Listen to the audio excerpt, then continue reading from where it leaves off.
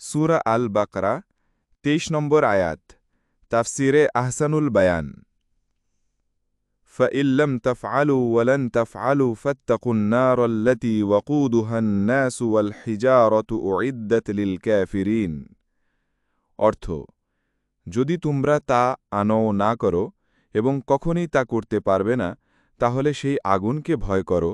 যার ইন্ধন হবে মানুষ এবং পাথর অবিশ্বাসীদের জন্য যা প্রস্তুত রয়েছে তাফসীর কুরআন কারীমের সত্যতার এটি আরেকটি উজ্জ্বল দৃষ্টান্ত যে আরব অর্থাৎ আরবি ভাষাভাষী এবং অনারব যাদের ভাষা আরবি নয় সকল কাফেরদেরকে চ্যালেঞ্জ করা হয়েছে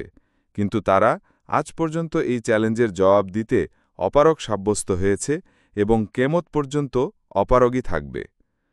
ইবনে আব্বাসের উক্তি অনুযায়ী পাথর বলতে এখানে গন্ধক জাতীয় পাথরকে বোঝানো হয়েছে অন্যদের নিকট পাথরের সেই মূর্তিগুলো জাহান্নামের ইন্ধন হবে যেমন দুনিয়াতে পৌত্তলিকরা যাদের পূজা করত যেমন কুরআন মাজিদে আছে ইন্নাকুম ওয়ামা তা'বুদুনা মিন দুনিল্লাহি হাসাবু জাহান্নাম তোমরা এবং আল্লাহর পরিবর্তে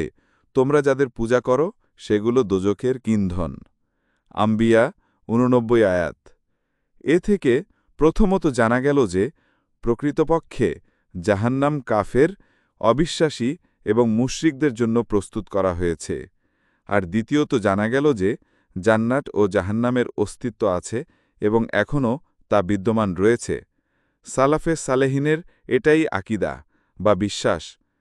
এটা কেবল উপমা বা দৃষ্টান্তমূলক কোনো জিনিস নয় যেমন অনেক আধুনিকতাবাদী এবং হাদিস অস্বীকারীরা বোঝাতে চায়